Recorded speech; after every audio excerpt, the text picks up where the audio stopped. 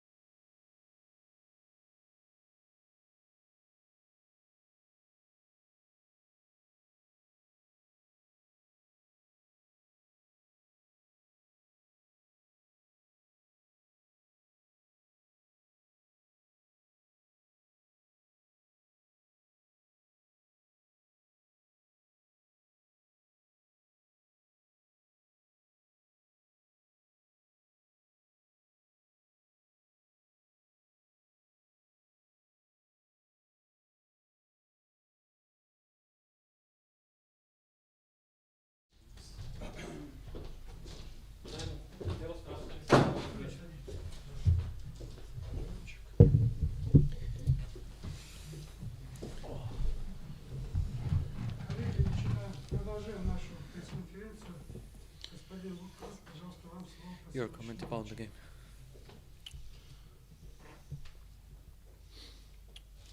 I like the start of our game today for our team. I thought we came out strong, played the way we wanted to play, had control of the game. They scored a goal late in the first period that I thought a little bit of a lucky bounce for them, but I thought that was a key point in the game because it gave them a lot of life, and it kind of led them to having a very strong second period and kind of put us back on our heels a little bit. We talked about it in the second intermission that we wanted to come out and kind of regain control of the game and play the way we could.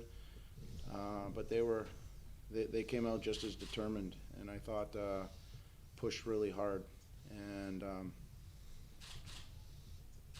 it was a back and forth game, very emotional. I thought our goaltending kept us in the game and gave us an opportunity to earn a point. Made a great save in overtime, and we were able to capitalize on our chance that we created. So we're happy for the win. It's a good character builder for our team.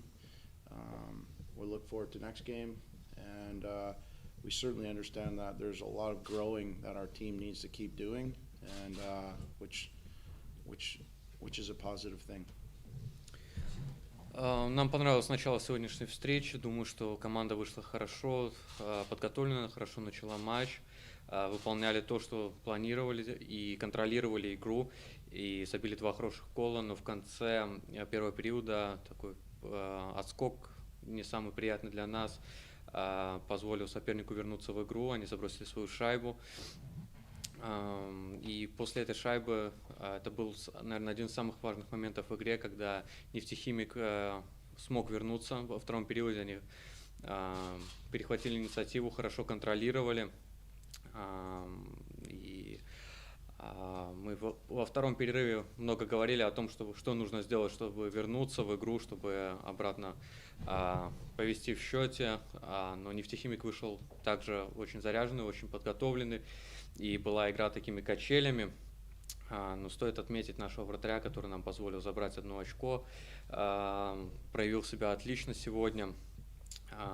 Конечно, рады тому, что удалось забить и в овертайме нам. И думаю, что эта победа, она позволит нам больше еще показывать свой характер. И нам еще есть куда расти, и, наверное, это позитивный момент.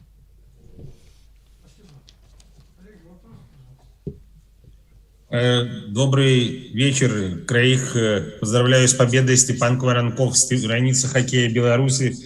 Первый вопрос такой. При весьма хорошем начале игры 2 гола за 11 минут первого периода. Можно ли было ее не доводить до овертайма и такой нервной концовки? Как думаете?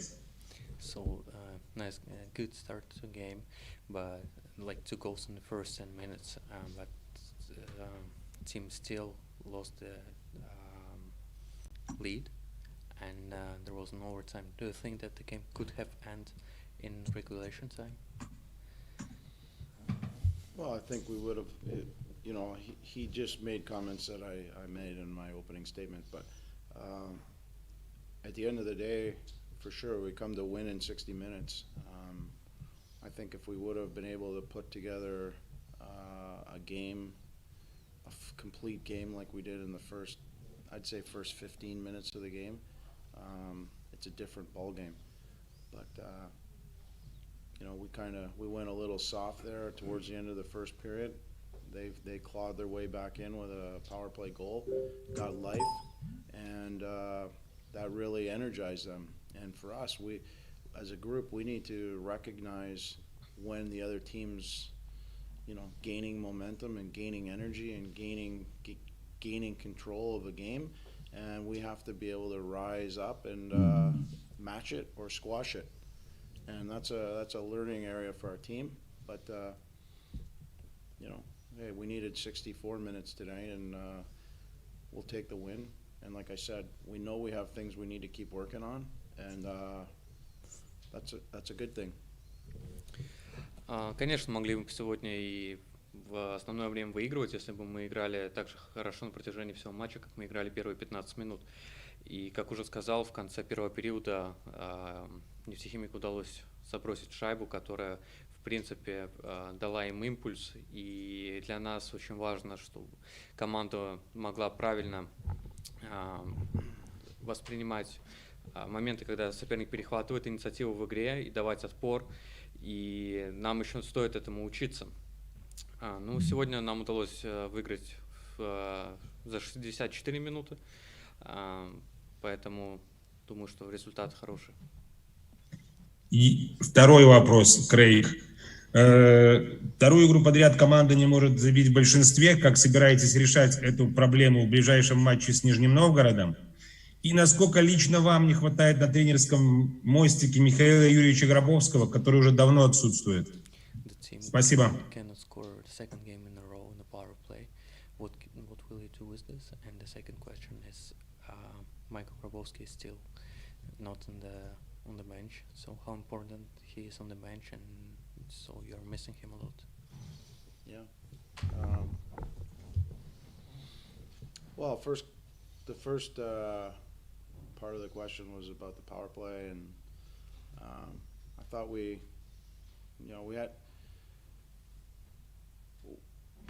had some good looks on the power play. We didn't capitalize. It's a work in progress, and we know it. Like I said earlier, there's parts of our game that we need to keep working on.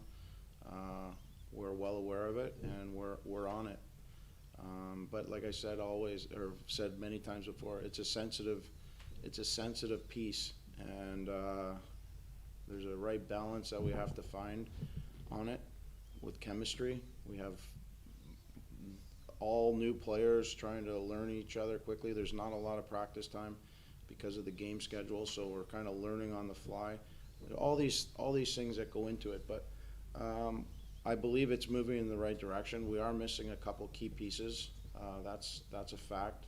Some lethal scorers, and I think they'll help when they get back in the lineup. Demmer, Stromwall, just to name two, which gives our look a completely different look. And so, that being said, but as far as your second part of the question with Grabber, of course we miss him. He's a huge part of our team. He's a legend. He's an excellent coach. He's been in charge of the power play and the forwards for 2 years and a little bit now, and he's done a lot of good work with those two components. So we miss him. We're working hard to fill those responsibilities throughout the staff, with Mezin stepping up and adding more to his plate. All of us really. So it's kind of a shared approach to filling his roles and responsibilities, and the team is having success at the moment, so we have to be positive about that and continue to march forward and hope that Grabber can come back and join us as soon as he's ready. Да, у нас сегодня большинство опять не сработало, но, опять же, мы смотрелись довольно неплохо, были моменты, и не удалось забить. И мы понимаем, что нам нужно работать, и продолжаем работать над этим компонентом. Как уже много раз отмечал, что большинство — это такой чувствительный момент, в котором нужно найти химию. У нас многие игроки еще притираются друг к другу, и у нас, опять же, нету одних из наших лидеров. Большинство — это Тимков и Стрёмвольд, которые, безусловно, привнесут в игру немножко другой вид. И продолжаем работать над этим компонентом. А касательно Гробовского, конечно, нам его не хватает. Он легенда, он просто отличный тренер, который у нас отвечал и за большинство, и за нападающих. И сейчас весь тренерский штаб распределил функции, обязанности, и Андрей Мезин, и все тренера у нас помогают и отвечают за наше большинство. И пока у команды идет игра, конечно, мы рады этому, но мы очень ждем, когда Михаил вернется к нам на скамейку. Craig, hello. First of all, congratulations. During the last season, you have repeatedly said that the team creates a lot of scoring chances, but the realizing is not in a high level. However, in the last two matches, Dinamo scored 8 goals. And can you tell what has been added for this component of the game, and what factors is maybe individual skills or psychological confidence of the players? I think it's a bit of both. I think it comes down to habits. It comes down to being mentally ready to take your chance when it's created, or take your shot when it's created. It comes down to habits of going to the hard areas, the net fronts, and willingness to battle for a second or a third chance at something. We've talked a lot about that here this road trip. In particular tonight, we talked about everybody being dangerous, and in order to be dangerous, you have to be ready. And I thought early in the game we were dangerous. We created a lot of shots early, and that kind of, to me, was an indicator that everybody was dialed in and on the message. But kind of got away from us there towards the latter parts of the game. But I think, to your point, it's psychological. I think it's experience. I think it's the players are, some of the guys that have been with us for a couple of years, they're more skilled now and stronger. So it's a culmination of a lot of things.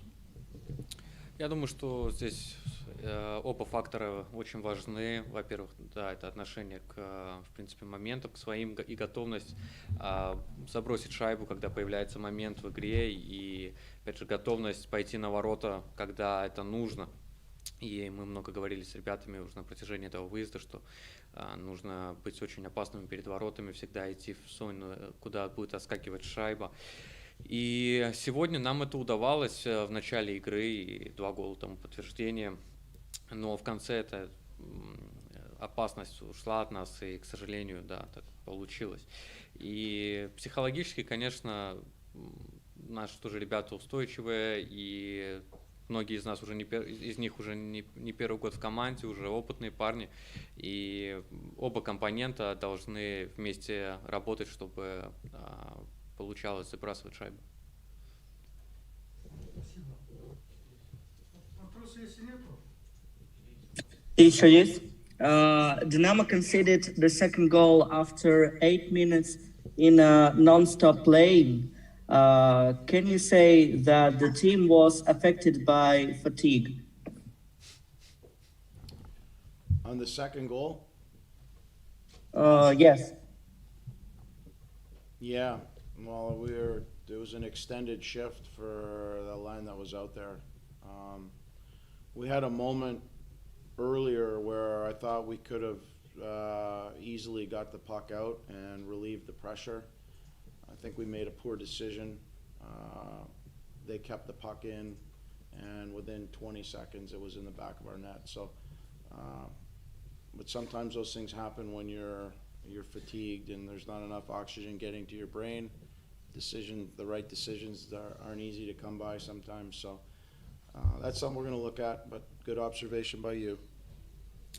Да, можно сказать, что была усталость, там была переигранная смена, и могли вывести шайбу, но плохое решение, неправильное решение привело к тому, что через 20 секунд шайба оказалась в наших воротах, и когда такая длинная смена, то воздух плохо поступает в мозг, и решения принимаются не самые лучшие, поэтому было неправильное решение, которое привело к заброшенной шайбе, и вы правильно заметили это.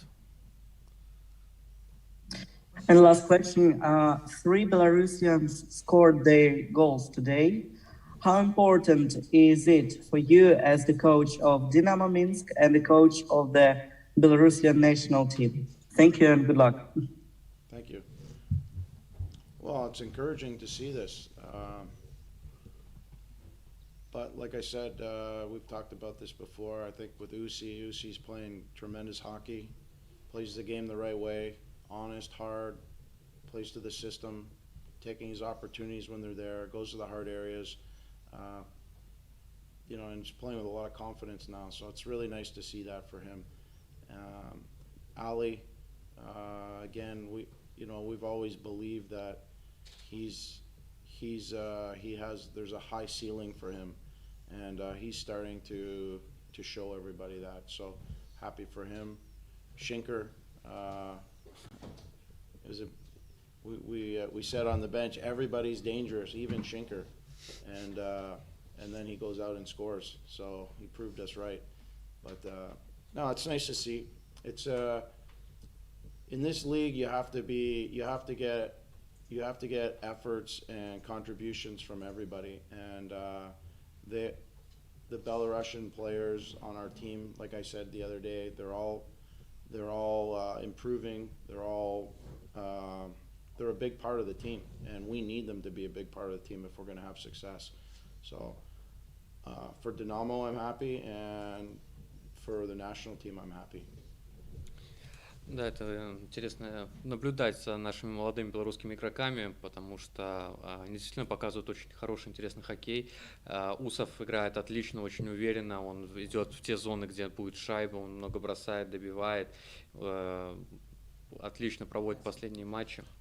По поводу Алистрова тоже мы всегда верили, что у него очень хорошее будущее, и сейчас он раскрывается, доказывает это, и даже Шенкевич, он сегодня, мы перед игрой говорили о том, что все должны играть опасно, и да, он как раз забил ту шайбу, и это говорит о том, что у нас все игроки в команде опасные очень. Я думаю, что все должны играть в свой лучший хоккей, чтобы команда выигрывала, и все пока получается именно так. И, как уже говорил ранее, все белорусские игроки очень важны для нас, для общего командного успеха, как и в «Динамо», так и в национальной сборной. Спасибо, коллеги. Спасибо большое за пресс-конференцию, за вопросы и ответы. Спасибо.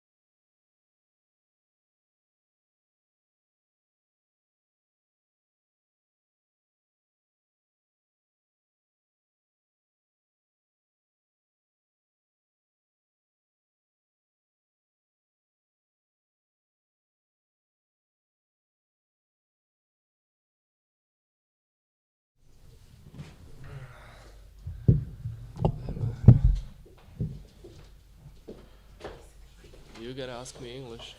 You gotta ask me English. What? You gotta ask me English. Interview. What? No, I said English.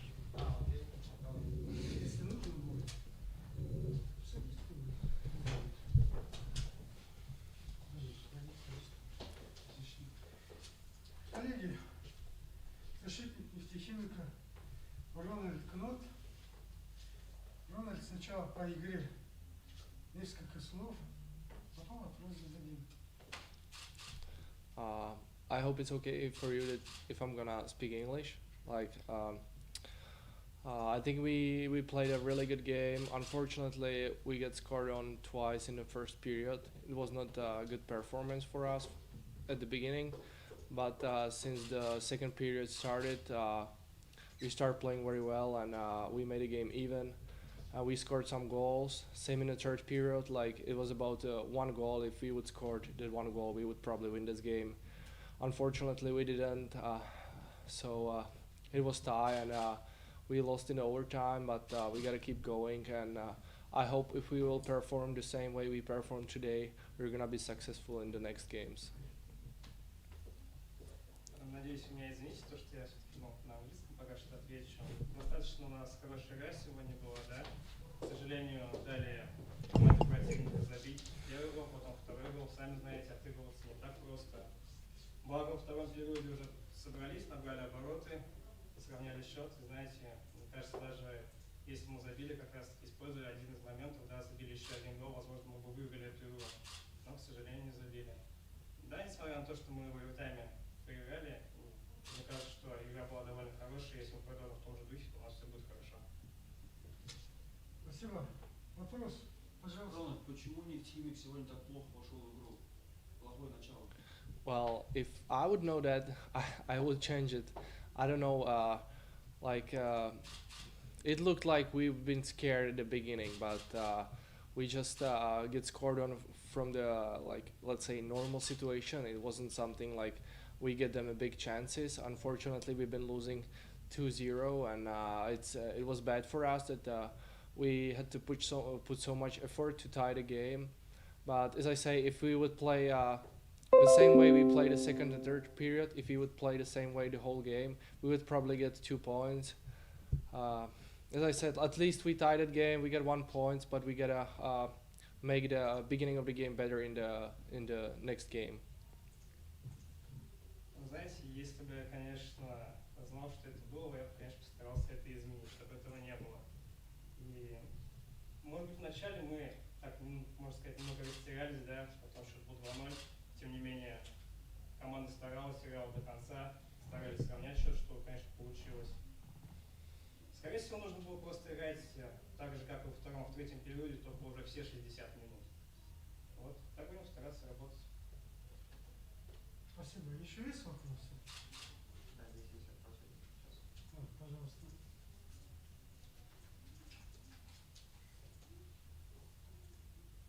Добрый вечер, страница хоккея Беларуси. Вопрос такой. Нефтехимик потерпел 4 поражения подряд. Не будет ли давить это на команду психологически перед следующим матчем с Автомобилистом, одним из лидеров Востока? Yeah, I understand. Well, yeah, it's not easy that we are currently we have a 4-game losing streak. I think we played a good game in the Minsk when we played. Then we had a bad game in Moscow, and we played a really even game in St. Petersburg, unfortunately without the points, unfortunately for us. But I think the performance was not bad. It's just about the time that if we're going to keep working and working, we're going to keep picking up the points, and that's important. We just got to trust the process. And I'm pretty sure if we're going to keep playing like as we played this second and third period in overtime, we are going to be successful and we are going to be picking up the points. Ну, конечно же, это нелегко, когда команда уже проигрывает четвертую игру подряд. Но знаете, в Минске мы достаточно хорошо, неплохо сыграли, в Москве не очень. Опять-таки в Питере против СКА тоже уже хорошо сыграли. Если мы также будем работать над своими ошибками, будем дальше вкалывать, то придут и очки. И если мы еще и будем так же, как во втором, третьем периоде играть, как я уже до этого говорил, то успех обязательно будет у нас. Спасибо. Есть вопросы еще? Вопросов нету. Спасибо, Роман. Спасибо большое. Хороший вечер всем.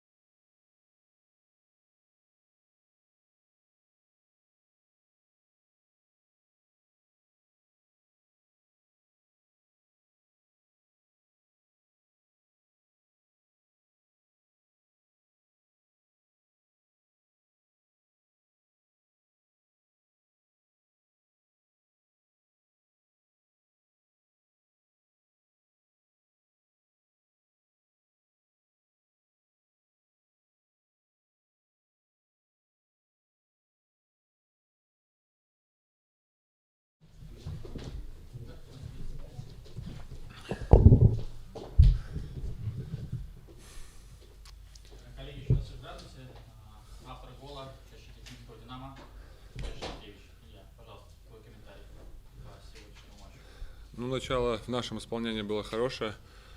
Начали активно, потом немножко после голов расслабились. Нефтехимик перехватил инициативу.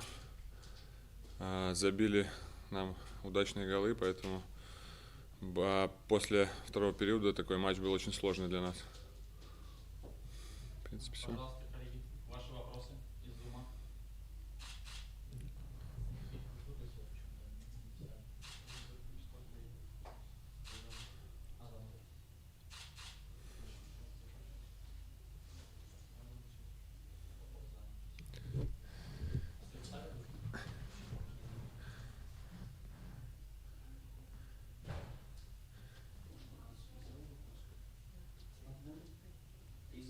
Да, пожалуйста. Илья, на ваш взгляд, в чем основная причина? Две разные команды мы увидели у Минска. То есть в первом периоде и второй, третий период. То есть прекрасное начало, потом то ли психологически, то ли физически подсела команда. Ну, я думаю, что, конечно, третья игра на выезде все-таки физически мы тоже подсели. Ну и нас, конечно, расслабило то, что мы забили там удачно 2 гола и как-то стали играть, может быть, не так уже активно, как первый период, а Нефтехимик, наоборот, добавил. И когда ты уже расслабился, сложно потом опять собраться. Поэтому пришлось нам немножко попотеть потом. Пожалуйста, еще будут вопросы? Я ждем наших коллег из Беларуси.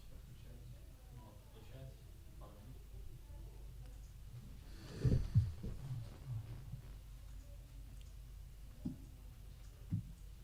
Степан, ты меня слышишь? Если можешь, то уже. Слышу. Пожалуйста, твой вопрос. Илье вопросы такие. Слышно меня, Женя? Да. Да, слышно. Первый вопрос, Илье. Пропустили сегодня опять дважды в меньшинстве. Как собираются решать эту проблему? Потому что очень много команда пропускает в меньшинстве последние игры. Считаю последнюю, предыдущую только. Ну да, на самом деле последние 2 игры пропускали в меньшинстве. Но, в принципе, играли неплохо. Все-таки меньшинство. Тут сложно что-то сказать сейчас сгоряча, потому что еще не просматривали это меньшинство, как мы пропускали голы. Все равно на одного игрока больше и шансов забить больше, поэтому мы посмотрим, тренер нам подскажут, в чем мы ошибались, и я думаю, что мы это все исправим. Илья, следующий вопрос. Вы забили гол, оказались на пятачке соперника расторопнее всех. Расскажите, как это у вас получилось, учитывая то, что вы сами игрок обороны. Ну, Крейг сказал, что можно подключаться сегодня в атаку, поэтому поддержал атаку, разрезал на пятак, и так удачно отскочила мне шайба, что я оказался там первым. И последний вопрос. Насколько трудно будет добиться положительного результата в Нижнем Новгороде и привести максимум очков в выездной серии?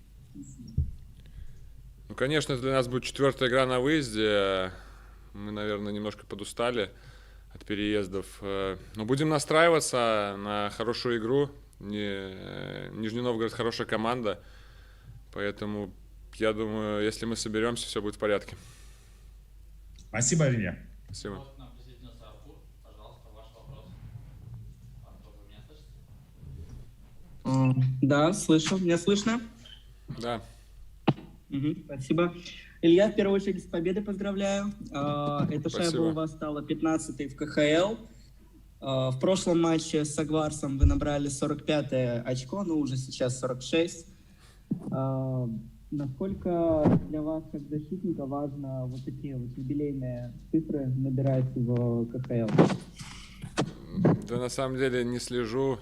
Там это не так уж и важно для меня, потому что я игрок оборонительного все-таки плана, там в меньшинстве больше играю.